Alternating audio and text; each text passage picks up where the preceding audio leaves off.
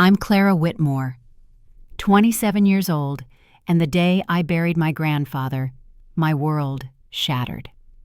The sky hung heavy with gray clouds as I stood beside his casket, the cold seeping through my gloves.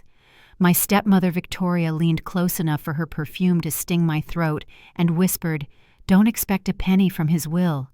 Her words sliced through the silence like a blade.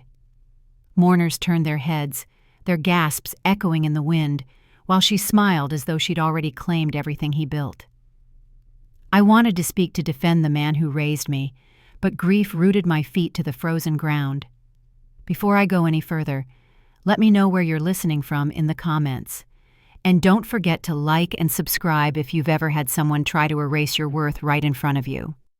My grandfather, Edward Whitmore, was more than the man behind Whitmore Industries or the skyscrapers that carried his name. To me, he was the person who knelt beside a frightened 12-year-old girl and promised she would never feel unwanted again.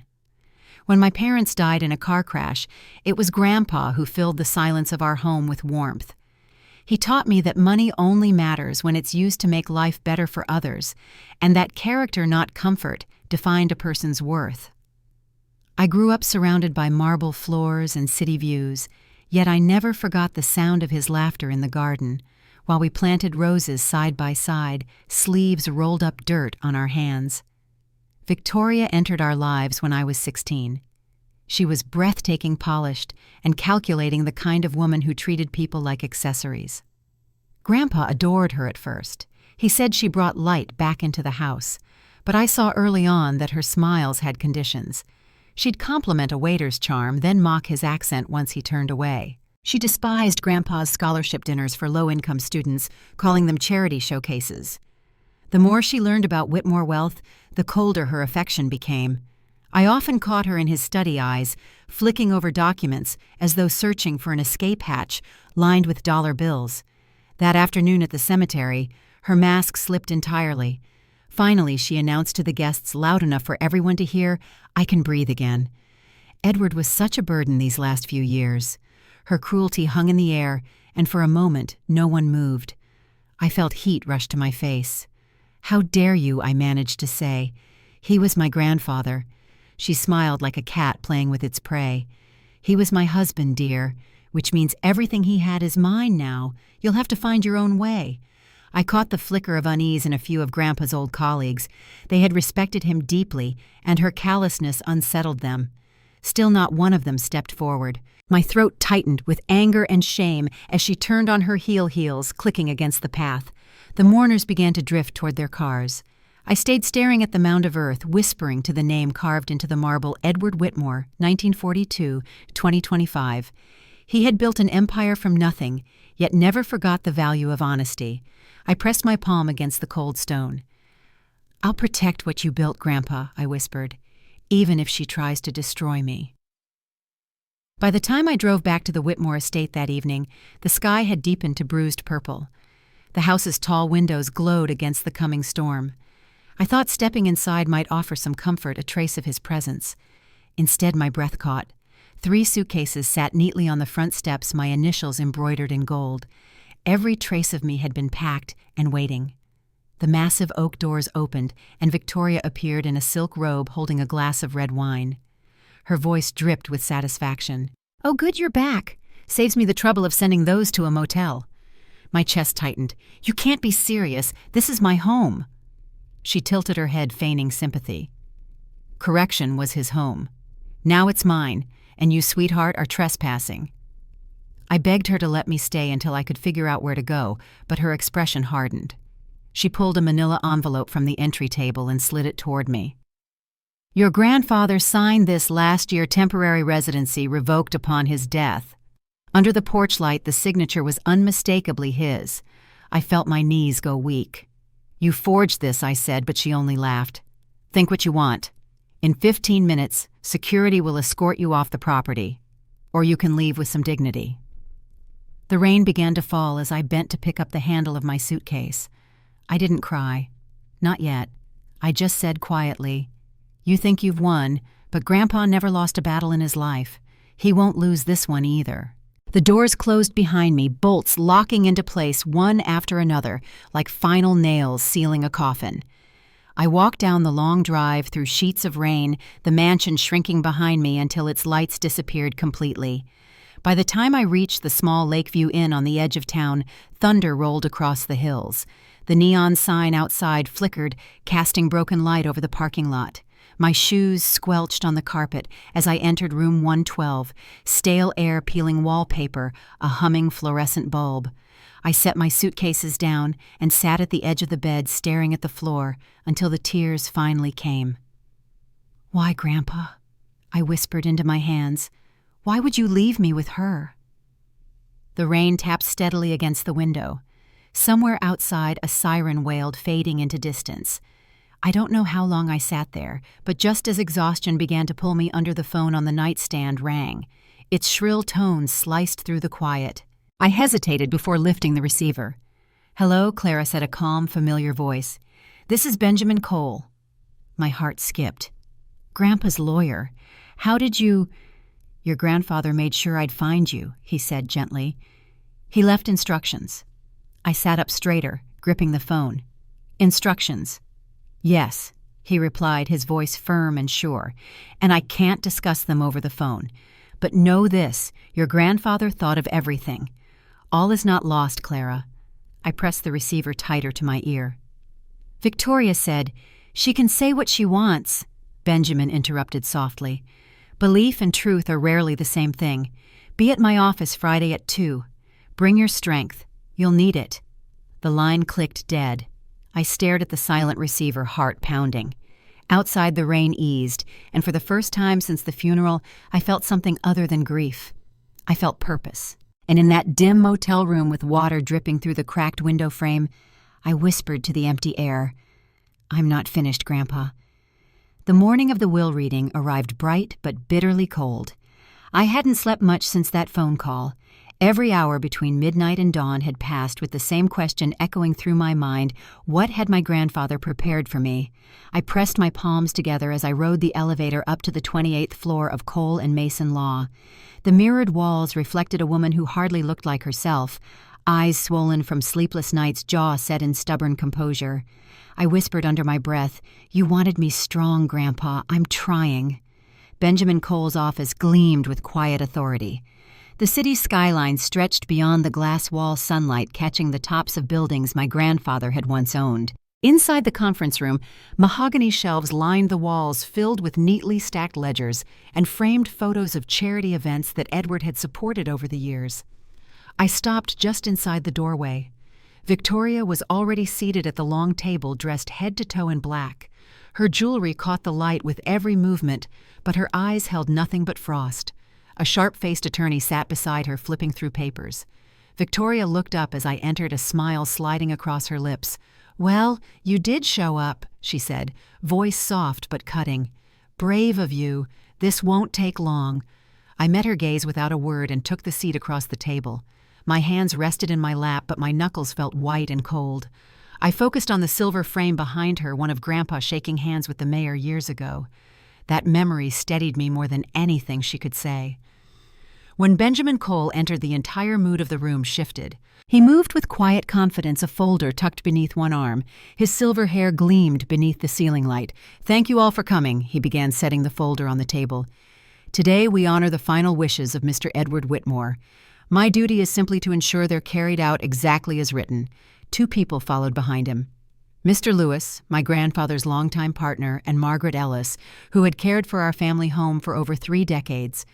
Their presence was unexpected, and for a moment my throat tightened with emotion. Margaret gave me the faintest nod of encouragement as they took their seats near the back of the room. Benjamin opened the folder, the soft rustle of paper echoing through the silence. His tone grew formal as he read. "This is the last will and testament of Edward Lawrence Whitmore, dated December 12, 2024. He cleared his throat, then continued, "To my beloved wife, Victoria Whitmore, I leave the family residence on Maplewood Drive, including all furnishings, artwork, and vehicles. I also leave to her any joint accounts held in our shared name." I felt my chest tighten. Victoria leaned back in her chair, crossing her legs with practiced ease. She turned her head slightly toward me and whispered, I told you nothing for you." The air between us grew thick with tension, but I said nothing. Benjamin didn't pause. He turned a page, his voice calm and measured. "That concludes the initial bequests. However, there are additional provisions that require full attention." He glanced briefly at me, then at the witnesses behind him. Mr. Whitmore was precise in his instructions. What follows may come as a surprise. Even Victoria's attorney stopped taking notes. The ticking of the wall clock filled the silence. Benjamin continued his words deliberate. "To my granddaughter, Clara Whitmore, who has stood by me with loyalty and love, I leave 50% ownership of Whitmore Holdings, including all voting rights shares and dividends attached thereto." The room fell silent. My breath caught halfway between disbelief and shock. 50%. The company that built skyscrapers, the same empire that employed thousands, half of it was mine. Victoria's face drained of color, then flushed crimson. Her nails dug into the edge of the table. "This is absurd," she snapped. "She's a child. She has no idea what she's doing." Benjamin didn't flinch. Mr. Whitmore was explicit in his wishes. He entrusted Clara with both his vision and his legacy. Furthermore, she inherits all personal effects of sentimental value, his watch collection, his study library, and all charitable foundations established in his name. Tears threatened to spill as I heard the list. I could almost see the gold watch glinting on his wrist, the same one he used to tap before saying, "The Queen must always move with purpose." I forced myself to stay composed. Victoria rose from her seat so abruptly that her chair screeched against the floor. "Fraud," she shouted. He was frail, manipulated. She filled his head with lies while he was dying. Margaret Ellis stood. "That's not true," she said, her voice trembling but firm. "Mr. Whitmore worked on this will himself. He was clear, strong-minded, and careful. I typed every word he dictated." Mr. Lewis nodded. "Edward anticipated every outcome, Victoria. He knew exactly what he wanted." Victoria turned her fury toward me. "You think this changes anything? You may have that paper, but I have the house, the cash, and every connection that matters." Her voice wavered as she leaned across the table. "You're nothing without me." Benjamin calmly closed the folder. "Actually, Mrs. Whitmore," he said evenly, "there is one more clause added 3 weeks before your husband's passing." His eyes shifted to me briefly before landing on her again. "It changes the nature of every asset already mentioned." Victoria's tone sharpened. What clause? Benjamin reached for a sealed envelope and slid it across the table. "This is an addendum signed, witnessed, and notarized. It states if my wife Victoria Whitmore attempts to expel my granddaughter Clara Whitmore from the family estate within 1 year of my death, all assets previously granted to her, including the mansion vehicles and accounts, shall be revoked and transferred to Clara in full." The silence that followed was absolute. Then came a shaky laugh from Victoria. "You can't be serious. No court will honor that." Benjamin folded his hands, voice steady. "Conditional bequests are entirely legal, Mrs. Whitmore.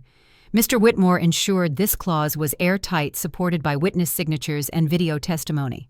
He nodded toward the screen built into the table. "You'll see for yourself." I felt my pulse pounding in my ears as the monitor flickered to life. And then there he was, my grandfather thinner, but clear-eyed, sitting in his study with the old globe behind him. His voice filled the room, firm but calm. "Victoria, if you're watching this, it means you've proven me right. I gave you comfort, love, and trust. You repaid it with greed. Clara, if you're listening, know this, you are my true heir. You carry not only my name, but my values. If she casts you out, then every piece of my estate becomes yours, because no legacy built on love should ever be ruled by cruelty." The video ended, and the silence that followed was deafening. I could hear Victoria's ragged breathing. "He was sick," she stammered. "You manipulated him." Benjamin's voice was like steel. "Medical records confirm his full cognitive clarity until the end. And since you evicted Clara from the home days after his death, this clause has already been triggered." Victoria froze, the blood draining from her face. I stood my knees barely steady and said quietly, "It was never yours, Victoria. It was his, and now it's mine." Her mouth opened, but no sound came. Her lawyer reached for her arm as her balance faltered. The color left her cheeks entirely, and within seconds, she slumped back into the chair, fainting. Papers fluttered to the floor around her, like feathers settling after a storm. Benjamin stood pressing the intercom for assistance, his voice measured even as chaos stirred. Mr. Lewis turned to me, his expression heavy, but kind. "He was proud of you, Clara," he said softly. "He knew you'd carry his name with grace." I nodded, my throat tight with emotion. As paramedics were called and Victoria was gently lifted from the chair, I stepped back toward the window. Outside, the city stretched, endlessly buildings glinting under the afternoon sun, towers my grandfather had built, rising like proof that his will had always been ironclad. In that moment, I felt him near, not as a memory, but as presence, steady, guiding, protective. For the first time since the funeral, I exhaled fully. The storm was far from over. There would be challenges, lawyers, and headlines ahead. But now at least I had the truth on my side. I turned from the window and gathered my papers. "Thank you, Mr. Cole," I said quietly. He nodded, his expression unreadable but approving. "This is only the beginning," he replied. As I stepped out into the hallway, the late afternoon sun flooded the corridor soft and golden. My hand brushed over the cool brass of the elevator button. Somewhere behind me, voices murmured, footsteps hurried, but all I could think was how Grandpa had managed to protect me, even after he was gone. The elevator doors opened with a low chime, and as they closed around me, I whispered to myself, "You planned every move, didn't you, Grandpa?" The weeks following the will reading unfolded in a blur of headlines, court filings, and half-truths whispered through boardrooms. I hadn't realized how quickly news could spread until I saw my grandfather's name splashed across financial journals and gossip columns alike. Whitmore Empire in turmoil. Widow challenges. Heir over billions. Every morning, reporters waited outside the gates of my motel, hoping to catch a quote or a reaction. I kept the curtains drawn and spoke only when Benjamin called. Victoria had filed an emergency petition contesting the will, claiming undue influence, fraud, and mental incapacity. She hired a top-tier legal team from New York, the kind of attorneys who smiled like they were already winning. Benjamin reassured me the paperwork was airtight, but I could tell even he didn't take the case lightly. "She's desperate," he said during one of our calls, "and desperate people fight hardest when they realize the truth isn't on their side." On the morning of the first court hearing, I stood before the mirror in the motel's cramped bathroom, tightening the collar of my black jacket. The reflection staring back at me looked older, somehow less fragile, more composed. I wasn't walking into that courthouse as a frightened granddaughter anymore. I was there as the heir Edward Whitmore had chosen. The courthouse was buzzing when I arrived, marble floors, the echo of heels and voices bouncing through the hallway. Benjamin met me outside the courtroom, a file tucked under his arm, his expression calm as always. "You ready?" he asked. I nodded, though my pulse said otherwise. Inside, Victoria sat with her lawyers at the opposing table.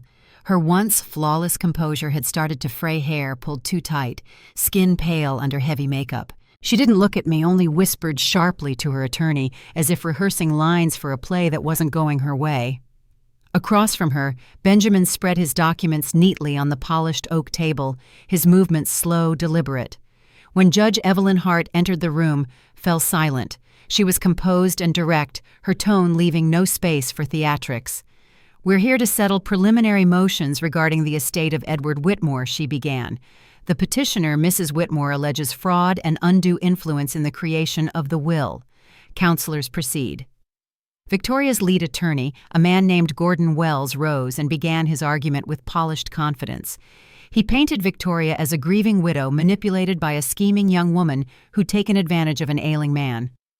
"Mr. Whitmore's health was in severe decline," he said, turning toward the judge.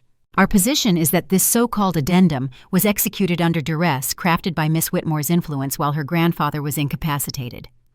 I kept my eyes down as he spoke, hands clasped together on my lap.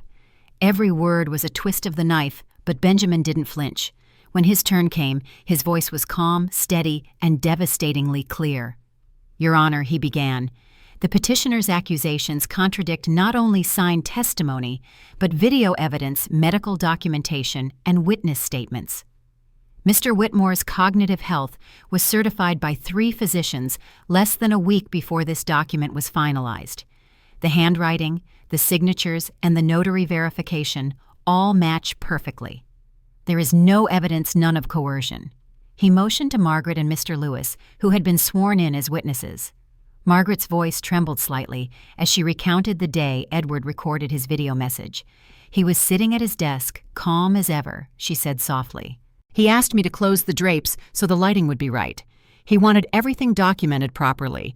He said if they question me later, I'll answer in my own words. When Mr. Lewis took the stand, he spoke firmly.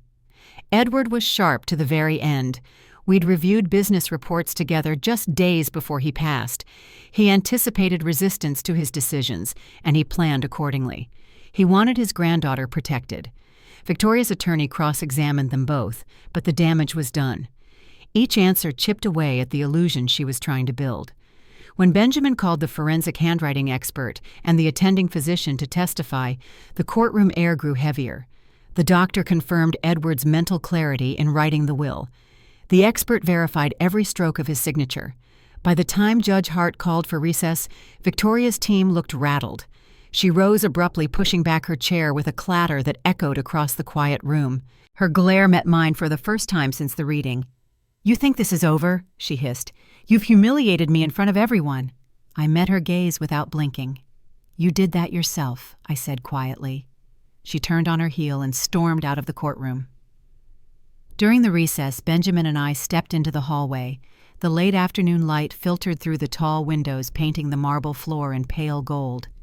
"She'll drag this out," Benjamin said, glancing at the cluster of reporters waiting near the door. "But her case won't hold." He paused, lowering his voice.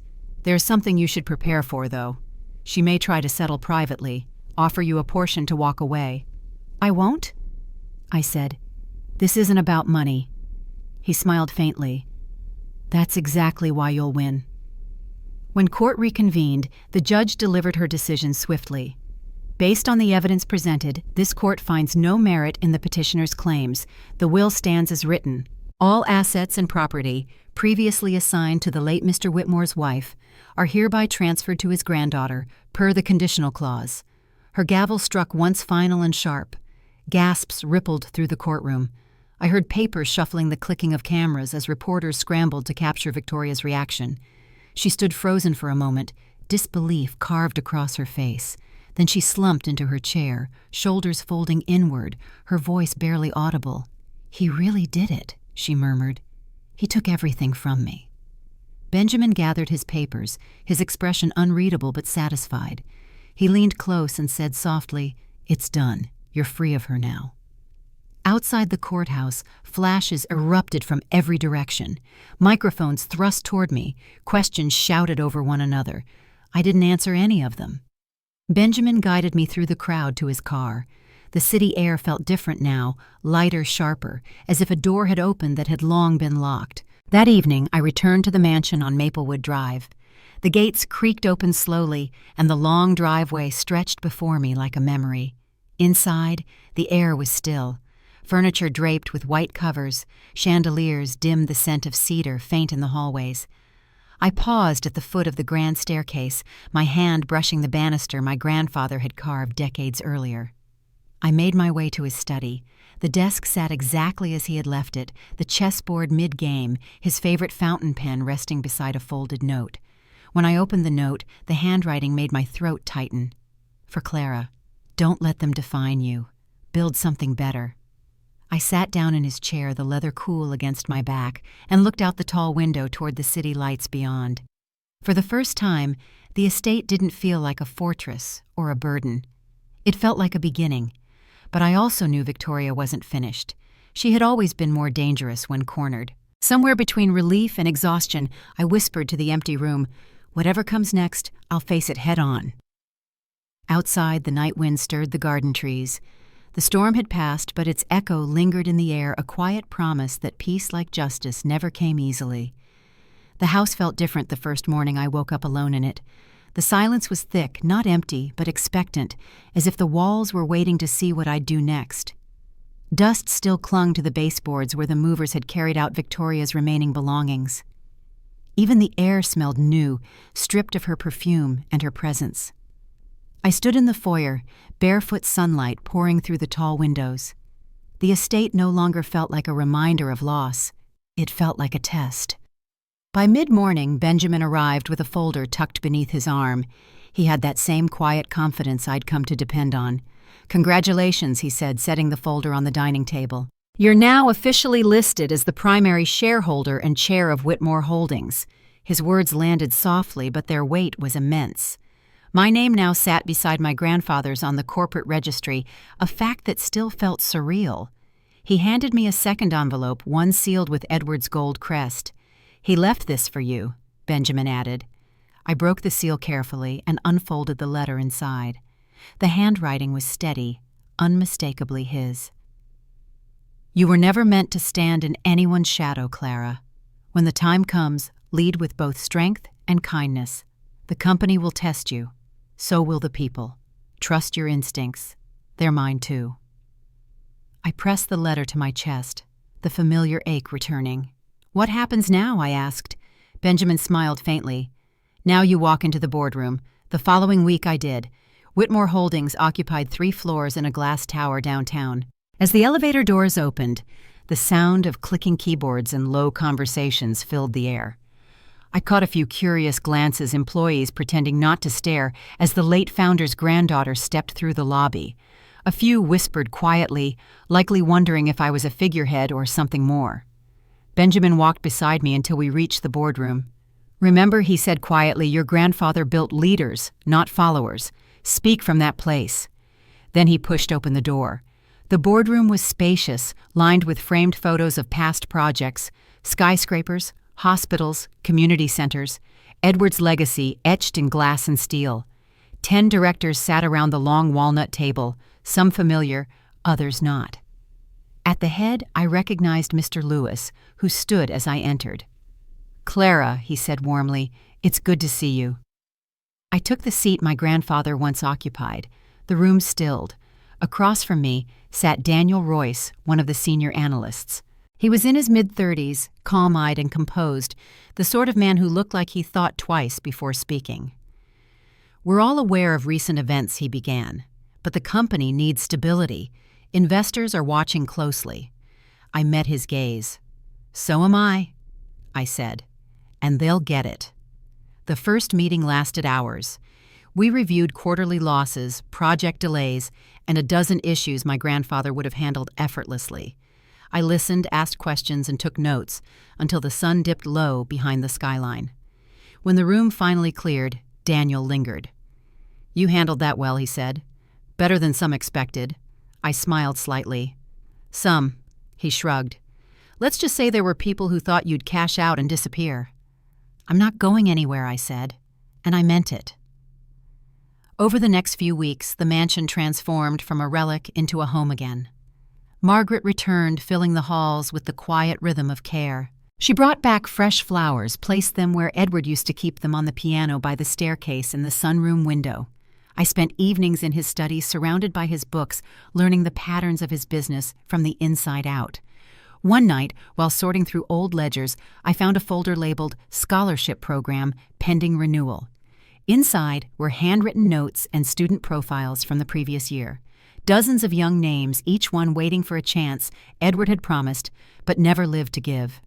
I read through them slowly, tears pricking at the corners of my eyes. These were the people he'd cared about most. The children of single parents, first-generation college students, dreamers without the means to reach further. I knew without a doubt what I had to do next. The following morning, I met Benjamin at his office. "I want to reinstate the scholarship program," I told him. "But not just renew it, I want to expand it. Nationally." His brows lifted. "That's a major undertaking, I know," I said. "Grandpa believed real wealth only mattered if it built something lasting. I want to honor that." He leaned back, studying me for a long moment. Then with a faint smile, he said he'd be proud. "I'll start the paperwork." In the weeks that followed, I worked closely with Daniel and Mr. Lewis to restructure the program under the new Whitmore Foundation. We met late into the evenings, the 3 of us surrounded by stacks of proposals and old files. Daniel's analytical precision balanced my instinctive approach. Where I saw heart, he saw logistics. It worked.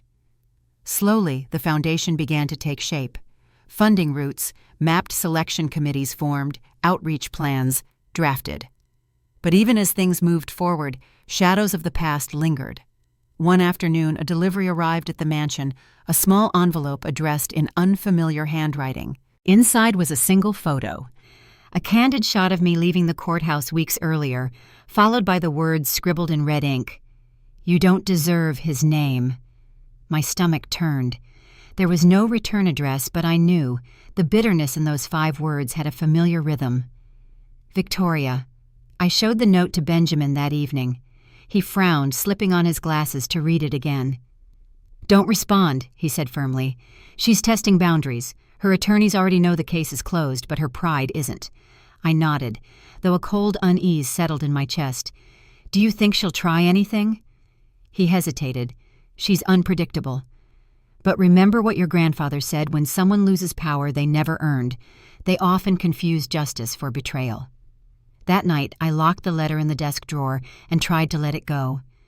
But as days passed, the sense of being watched crept back. A car idled too long outside the gate one morning. A vase near the front door was shattered after a delivery no one could trace. Margaret began double-checking the locks before bed. Still, I refused to retreat. Instead, I poured everything into the foundation's launch. On the morning of the announcement, I stood in front of the press, my grandfather's gold watch glinting on my wrist. "This program," I said into the microphones, "isn't about replacing a legacy, it's about continuing one. My grandfather believed opportunity should belong to everyone, not just those born into privilege. I intend to keep that promise." Flashbulbs flickered as applause rippled through the room. Somewhere in the crowd I imagined Edward's quiet smile, steady, proud, approving. That evening, as I walked through the mansion's garden, the first blooms of spring pushing through the soil, I realized something had shifted. The fear that had followed me since the funeral was giving way to something else, purpose. But peace, as Benjamin had once warned me, never came without challenge. When I returned inside, the answering machine blinked with a new message. The voice that played through the speaker made my blood run cold. "Well done, Clara." Victoria's voice drawled softly. "You're becoming quite the Whitmore. But don't get too comfortable. You haven't heard the last of me." The line clicked dead, leaving the room in heavy silence. Outside, thunder rolled in the distance. I pressed my hand against the desk to steady myself, the gold watch cold against my wrist. Whatever storm was coming, I knew I couldn't run from it. My grandfather had prepared me for battles like this, not with wealth or power, but with resolve. I turned off the lamp, the house dark, except for the soft glow of lightning through the window. "All right," I whispered into the quiet, my voice steady. "If she wants a fight, I'll be ready." The message from Victoria played over and over in my head that night, her voice curling through the dark like smoke. "You haven't heard the last of me." It wasn't just a threat, it was a promise. I sat in the study, the phone still warm in my hand, the gold watch on my wrist ticking softly in the silence. Outside, the storm moved closer, wind rattling the windows like warning knocks. By morning, the mansion felt colder. Margaret noticed it too. "You didn't sleep," she said gently, placing a cup of coffee on the table beside me. I shook my head. She called again. Margaret's eyes hardened. "You need to tell Mr. Cole." When Benjamin arrived later that afternoon, I played the message for him. He listened in silence, his face unreadable until the final click of the recording. "I was afraid this might happen," he said, rubbing his temple. "She's cornered Clara. She'll try to provoke you into a mistake, something that could tarnish your position publicly or legally." "I'm not going to respond," I said. "But I can't just sit here waiting for her next move either." He nodded slowly. "Then we don't wait. I'll contact a detective I trust, someone who's worked with our firm before." 2 days later, Detective Marla Henson arrived at the estate. She was sharp-eyed, middle-aged, the kind of woman who read every expression before you spoke. She walked through the mansion with measured calm, taking notes, as Benjamin briefed her on the history of the estate and the ongoing harassment. When she turned to me, her tone was straightforward. "Mrs. Whitmore," she caught herself, then added, "Ms. Whitmore. I'll be direct. This type of behavior often escalates. It's best we document everything: calls, deliveries, even sightings near the property." I led her to the study where I'd kept the envelope and the threatening note. She examined the handwriting, the edges of the paper. "You're right to be cautious," she said. "This wasn't random." She looked up. "It's personal. She's trying to make you feel unsafe in your own home." I swallowed hard. "She's succeeding." That evening I stood on the balcony overlooking the garden. The city lights blinked in the distance, the air heavy with the scent of rain-soaked soil. For the first time I considered moving somewhere smaller, quieter, but the thought of leaving the home my grandfather had built felt like surrender. No, this was my house now, my legacy. I wouldn't run from the woman who had already taken so much. The following week, the Whitmore Foundation's first scholarship event took place. It was held downtown in the atrium of the company headquarters. The space shimmered with soft light, filled with students, faculty, and board members. I stood at the podium as the room quieted. My grandfather believed in creating opportunity where there was none, I said. Tonight, we continue that vision. Every name we call represents a future he helped make possible. Applause rippled through the crowd as the first scholarships were awarded. For a moment, everything felt right again. When I stepped off stage, Daniel was waiting by the reception table, a glass of sparkling water in his hand. "You did well," he said. "He'd be proud." "Thank you," I said quietly. "I just wish he could see it." "He can," Daniel replied. "Just not the way you think." Later that night, after the crowd dispersed, I walked alone through the empty atrium, listening to the faint echo of my footsteps. I caught my reflection in the glass wall, composed, confident, but still carrying the weight of every battle behind me, the reflection of who I had to be. When I returned home, Margaret met me at the door, pale and anxious. "Something's happened," she said. "The police are outside." My stomach dropped. 2 patrol cars sat at the edge of the circular drive, red and blue lights flashing softly against the mansion's facade. Detective Henson stood near the gate speaking with an officer. When she saw me, she approached calmly but firmly. "We found someone near the property line," she said. "A man driving a rental sedan parked half a mile down the road. He claimed to be a delivery driver, but the company doesn't list him." "Was it her?" I asked, my voice barely steady. "No," she said, "but we believe she hired him. There was a telephoto lens and camera equipment in the back seat. Whoever sent him wanted photos." My knees felt weak. Of me, most likely, or of who comes and goes from here. Benjamin arrived within the hour. Together, we sat in the living room while Henson explained that the driver was being questioned and that further protective measures should be considered. "You may want to think about private security," she said, "at least until this is over." Benjamin agreed immediately, but I hesitated. "I don't want to live behind guards," I said softly. He looked at me, patient but firm. "You don't have to live behind them, Clara. Just let them stand where she can see them." The next morning, security cameras were installed along the perimeter. A guard now stood discreetly near the main gate, another at the back entrance. Life went on, but the air around the estate felt different, quiet, but not peaceful. Even amid the tension, work at Whitmore Holdings carried on.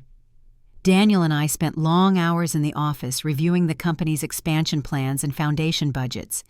He had a way of balancing logic with empathy, something I hadn't realized I needed until then. One evening as we wrapped up, he turned to me and said, "You know, for someone who didn't ask for any of this, you're handling it better than most people born to it." I smiled faintly. "Maybe it's because I know what it's like to have nothing. That changes how you see everything." He nodded slowly. "Your grandfather chose well." A week later, Detective Henson called again. "We traced the photographer's payments," she said over the phone. "The funds came from a shell account connected to a private attorney in Florida, one who used to represent Victoria Whitmore." I felt my stomach twist. "So she's still behind it," likely, Henson said. "But she's being careful now, layers between her and every action. It's harassment by proxy. Hard to prove, but we're closing in." That night, I sat in the study again, the letter from my grandfather open on the desk. His words about strength and kindness seemed to glow under the lamplight. "Trust your instincts, they're mine too." I realized then that the fight wasn't about wealth or property anymore. It was about dignity, mine and his. 2 days later, I received an invitation in the mail, hand-delivered and unmarked. Inside was a cream-colored card embossed with Victoria's initials. The message was brief. "Meet me at the Whitmore Mausoleum. Tomorrow noon. No press. No lawyers." Benjamin frowned when I showed it to him. "It's a trap," he said flatly. Maybe I said, but it's also the first time she's asked to meet in person since the trial. Maybe she's ready to end this. He studied me for a long moment. "Then I'm coming with you." I shook my head. "If she sees you, she won't talk.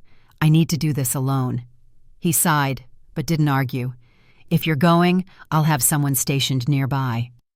The next morning, the sky was overcast, the kind of gray that seemed to hold its breath. I drove to the family mausoleum at the edge of Oakwood Cemetery, the same place where my grandfather had been laid to rest months earlier. The iron gate creaked as I stepped inside, the gravel crunching under my shoes. Victoria stood near the marble crypt, dressed in black, her posture rigid. For a moment she looked smaller than I remembered, less like the woman who once controlled every room, more like someone fighting to hold on to a crown that no longer existed. "Clara," she said, her tone smooth but strained. "You've been busy." I stopped a few feet away. "You asked for this meeting." "What do you want?" She smiled faintly. "To remind you that blood may fade, but legacy doesn't. You may hold his title, his house, his company, but you'll never be what he was." I met her gaze steadily. "You're right," I said quietly. "I don't want to be. I just want to live up to what he believed in." For a moment, neither of us spoke. The wind picked up, carrying the sound of leaves skittering across the stone path. Her expression faltered, then hardened again. "This isn't over," she said, turning toward the gate. I watched her walk away, her figure disappearing into the gray morning. For the first time, her threat didn't frighten me. It sounded hollow, like an echo fading in the distance. As I stood there beside my grandfather's name etched in marble, I felt something shift inside me, a quiet strength rooted and sure. Whatever she planned next, I was ready. The day after meeting Victoria at the mausoleum, the air around the mansion felt sharper, as if every wall remembered her voice. I couldn't shake the image of her standing beside the marble crypt, so sure of her power, yet hollowed out by it. That morning, Benjamin arrived earlier than usual, his expression tense. "We need to talk," he said, setting his briefcase on the kitchen counter. I followed him into the study where sunlight streamed through the tall windows and lit the dust motes drifting in the air. He opened a folder and pushed it toward me. Inside were bank records, property filings, and something that looked like a handwritten ledger. "Detective Henson reached out to an associate in federal investigations," he explained. "They found irregularities in your grandfather's charitable accounts. Funds moved months before his death without authorization."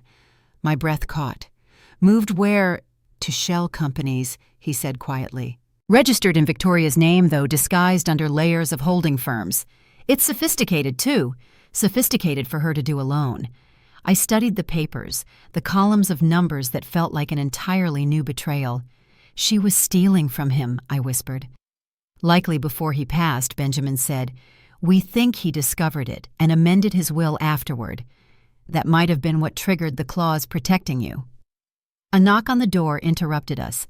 Detective Henson stepped in, followed by a man I hadn't seen before, mid-30s, short hair, sharp suit, an air of quiet efficiency.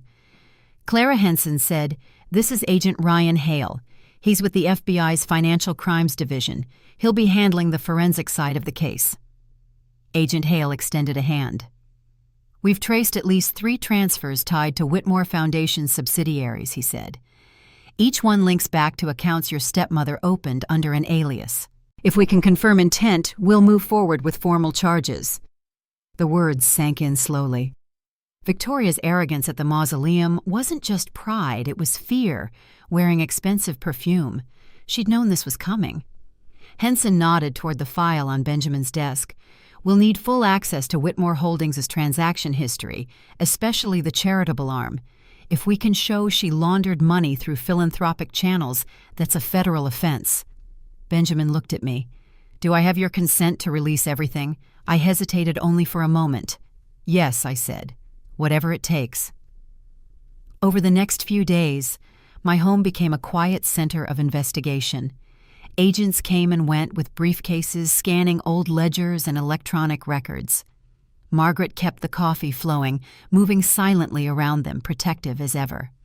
I spent hours in the study with Benjamin and Henson, retracing the timeline of events, every deposit, every unexplained withdrawal, every shadow transaction. Late one afternoon, Daniel stopped by after work, bringing takeout and a small moment of normalcy. We ate in the kitchen, surrounded by open folders and half-drunk coffee cups. "You look like you've been running a marathon," he said softly. "I feel like it," I admitted. "Every time I think it's over, something new surfaces." He leaned back, studying me. "You're handling this better than most people would. Your grandfather must have known you could." I smiled faintly. He always said the Queen has to think 3 moves ahead. I'm starting to understand what he meant. The next morning, Agent Hale called. We found something, he said, his tone clipped with restrained urgency. "You might want to hear this in person." Within an hour, Benjamin and I were seated in a small conference room at the Federal Building downtown. Hale clicked a remote, projecting a series of wire transfers on the wall. "These are the offshore accounts connected to your stepmother," he said. "They tie to a Cayman-based fund labeled under Whitmore Development Trust." Benjamin frowned. "That's one of Edward's oldest investment entities." "Not anymore," Hale replied. "The trust was dissolved 2 months before his death and re-registered in Victoria's name with a falsified signature from your grandfather." He clicked again, showing a scanned document. The handwriting expert verified forgery. "It's her penmanship." The room fell silent. My pulse hammered in my ears. "So she forged his signature and moved his money." Hale nodded. $12 million in total, split into smaller deposits routed through property purchases and a consulting firm she founded after the funeral. "That's why she's been so desperate." Benjamin exhaled slowly. "This changes everything." Hale leaned forward. "We'll proceed carefully. I can't promise an immediate arrest her lawyers will delay, but there's enough for a grand jury." He paused, his gaze steady. "You'll need to be ready for her response once she realizes we're closing in." That night, I sat alone in the study, the weight of everything pressing on my chest. I reached for my grandfather's letter again, the paper soft at the edges from how often I'd unfolded it. "Lead with both strength and kindness," he'd written. It had always sounded like philosophy before, but now it felt like instruction. The following morning, Benjamin called. "We're filing the preliminary evidence today," he said. "But Clara, be careful. Victoria's not someone who loses quietly." He was right. By evening, headlines had already spread online. "Whitmore widow, under federal investigation. Inheritance war deepens amid alleged fraud." Reporters swarmed the front gate, cameras flashing. I stayed inside curtains, drawn the hum of voices carrying through the thick glass. Around dusk, Margaret found me in the sitting room, staring out at the driveway, where the lights from the news vans flickered. "They'll get bored soon," she said gently. I shook my head. "She'll feed them something before they do." Sure enough, the next morning, Victoria's interview aired. She sat in a velvet chair on some morning talk show, her voice trembling just enough to sound convincing. "I loved Edward," she said. "He was manipulated in his final days. That girl Clara, she's trying to rewrite history." I watched in disbelief as she dabbed a tear with a silk handkerchief. "All I want is fairness," she continued, "not revenge." Benjamin called minutes after the broadcast. "Don't respond," he said firmly. "Let her dig her own hole." But the attack had done its damage. The press flooded social media with speculation, some sympathetic, others cruel. For a moment I wondered if she might win the battle of perception, even as she lost in court. That night, Detective Henson called again. "We've placed a discreet surveillance detail near her property," she said. "She's been meeting with someone we're still identifying, likely another lawyer. But she's erratic, angry. Don't engage under any circumstances." The following week blurred into waiting long hours filled with meetings, phone calls, and silence between them. Then one morning Benjamin arrived unannounced, a small smile breaking through the exhaustion on his face. "She's done," he said simply. He laid a document on the table. "She turned herself in late last night after learning about the federal warrant. Her attorneys negotiated partial cooperation. The forged signatures, the shell accounts, it's all on record now." I sat back, the breath leaving my body like air from a long-held sigh. "So it's over," he nodded. "In every way that matters." Later that evening, I walked through the garden behind the mansion. The sky glowed faintly pink as the sun dipped behind the trees. For the first time in months, the air felt still. I passed the roses my grandfather and I had planted years ago, their petals just beginning to open again after winter. Daniel joined me halfway down the path. "I heard the news," he said. "How do you feel?" "Relieved," I said quietly. "And sad, too. She could have built something instead of destroying it." He nodded. "Not everyone knows how to build." We stood there in silence for a moment, the fading light casting long shadows across the gravel. I thought of everything my grandfather had tried to teach me about power compassion, and the cost of both. For the first time, I felt like I understood it. Back inside, I placed his watch on the desk beside the letter, the ticking steady and calm. The war was over, but something told me the next chapter wasn't about survival anymore. It was about legacy. As the first stars appeared outside the window, I whispered softly to the quiet house, "You can rest now, Grandpa. I've got it from here." The trial began on a gray Monday in early spring. The air outside the courthouse carried that heavy stillness that comes before rain, and reporters clustered along the steps like crows, waiting for scraps. Benjamin and I walked past them without a word, his steady pace guiding mine through the noise of shouted questions and flashing cameras. Inside the corridors smelled faintly of old paper and coffee, familiar in an oddly comforting way. The courtroom filled quickly. At one table sat the federal prosecutors and Agent Hale. At the other, Victoria with her defense team. She wore a tailored gray suit and pearls her hair drawn back sharply. Even now she carried herself like someone who refused to acknowledge defeat. When her eyes met mine, I saw no remorse, just the brittle pride of a woman who still believed she could outwit the truth. Judge Evelyn Hart entered the same calm authority from our earlier hearings. She surveyed the room briefly before taking her seat. "We're here to determine sentencing in the matter of United States versus Victoria Whitmore," she began. "Charges include fraud, forgery, and financial misappropriation of charitable assets." Her voice was steady, deliberate. "Both parties may proceed." The prosecution presented first. Hale took the stand explaining the flow of money through offshore accounts, the forged signatures, and the falsified documents recovered from Victoria's safe.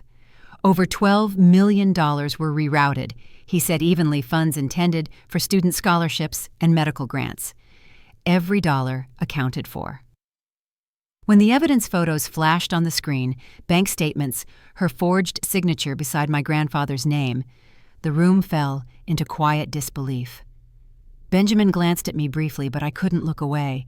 Each image felt like a fracture proof of how greed could hollow someone out entirely. Then it was Victoria's turn. Her attorney rose, smoothing his tie before addressing the court. "My client has accepted partial responsibility," he said carefully. "However, she maintains that grief impaired her judgment. Mrs. Whitmore was a widow navigating loss, confusion, and betrayal. Victoria stood when the judge invited her to speak. Her voice, though softer than I remembered, still carried that careful precision. "I made mistakes," she began, "but I loved my husband. I never intended harm to his legacy or to this family. I was isolated and I reacted poorly." Her eyes darted toward me. "Clara has what she always wanted. I hope she finds peace in that." For a moment, the courtroom was silent, except for the soft shuffle of papers. I wanted to feel anger, but what I felt instead was exhaustion, the kind that runs deeper than fury. She still didn't understand what had been lost. When Judge Hart returned from recess, her verdict was crisp and unflinching. "The court finds that remorse cannot outweigh deliberate deception. Mrs. Whitmore's actions diverted charitable funds and betrayed the trust of both family and community. Sentencing is as follows: 10 years in federal custody with restitution totaling $12 million to the Whitmore Foundation." Victoria stood motionless, her expression unreadable as the bailiff approached. For a fleeting second, our eyes met again. No tears, no apologies, just resignation. As they led her away, she didn't look back. The courtroom emptied slowly, reporters rushing toward the exits to break the news. Benjamin gathered the papers quietly. "It's done," he said. Outside, the rain had finally started. It came down in a steady curtain, washing over the courthouse steps as cameras clicked in the distance. We didn't stop to speak to anyone. By the time we reached the car, my clothes were damp and my hands cold, but something inside me felt strangely clean, as though a long-held weight had finally lifted. That evening, the mansion was quiet again. The fireplace burned low, the air warm with the scent of cedar. Margaret set a cup of tea on the table beside me.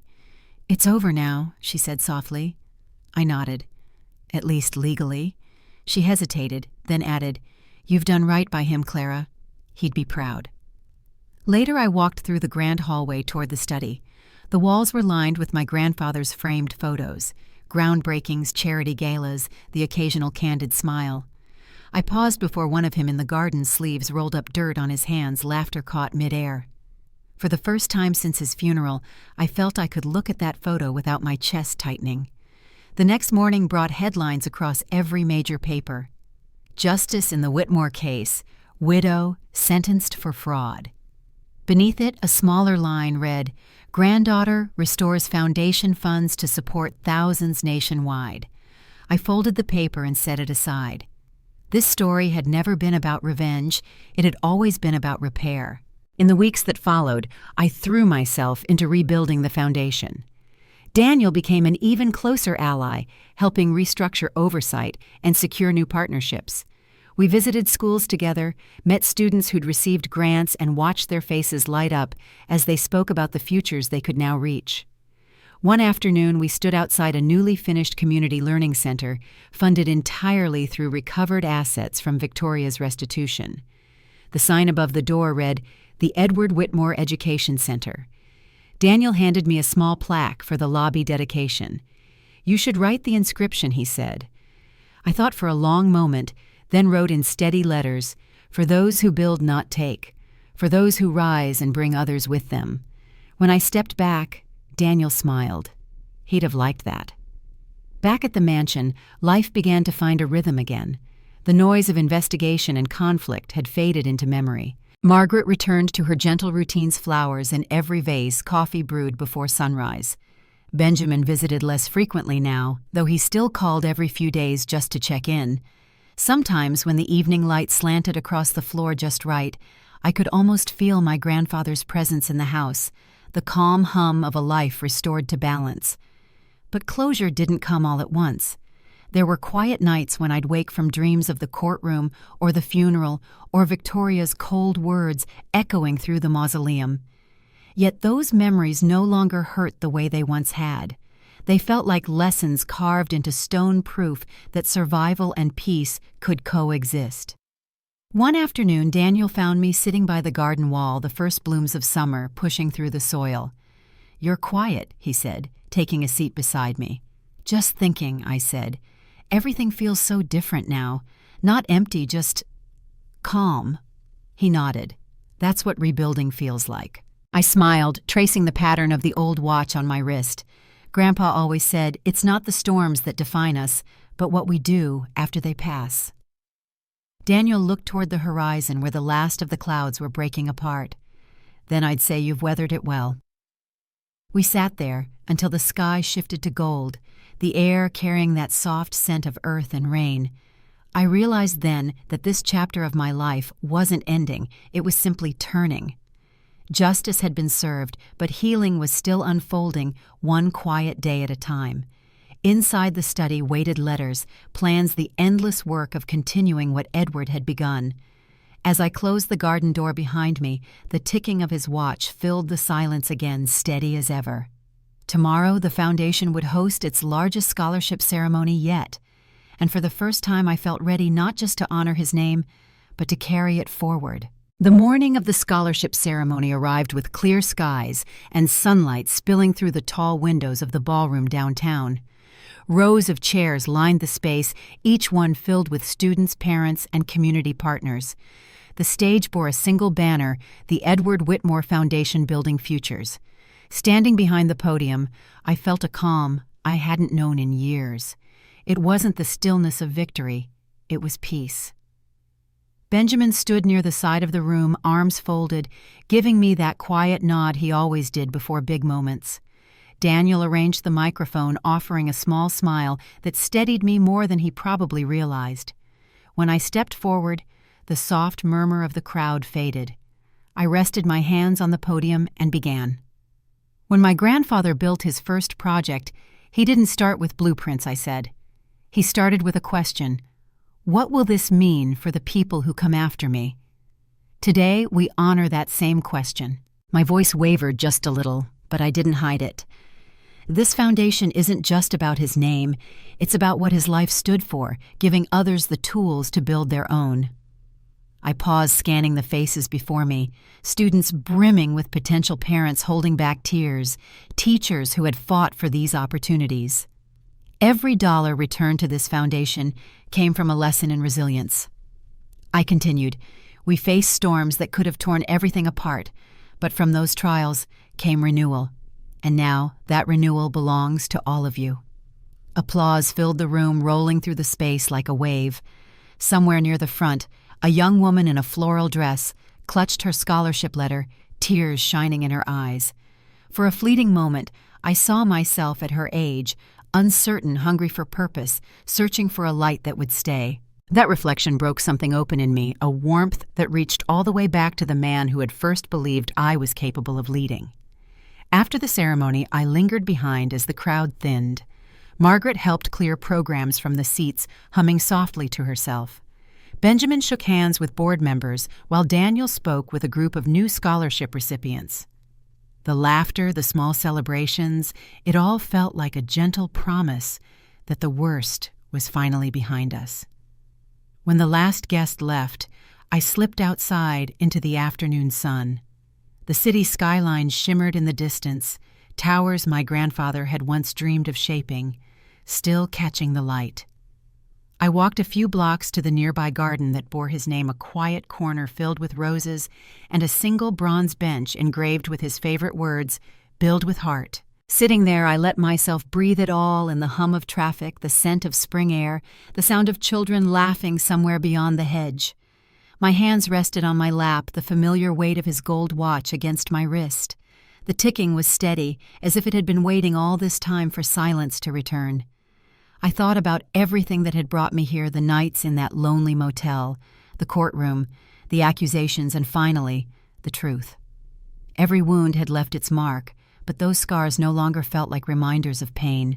They felt like proof of endurance. I had learned that justice wasn't about punishment. It was about restoration, about setting things right, so life could grow again. Daniel found me there not long after, carrying 2 paper cups of coffee. "You disappeared," he said softly, handing me one. I smiled, just needed a minute. We sat in easy silence, watching the wind move through the rose bushes. He nodded toward the plaque. "He'd be proud of you, you know." I looked at the bench, then back at him. "I hope so," I said. "But I think he'd be prouder of what comes next." He tilted his head. "And what's that?" "Making sure this doesn't end with me," I replied. "It was never supposed to." We stayed there until the sun began to dip behind the skyline, painting everything gold. For the first time, I didn't feel the ache of what had been lost, only gratitude for what had survived.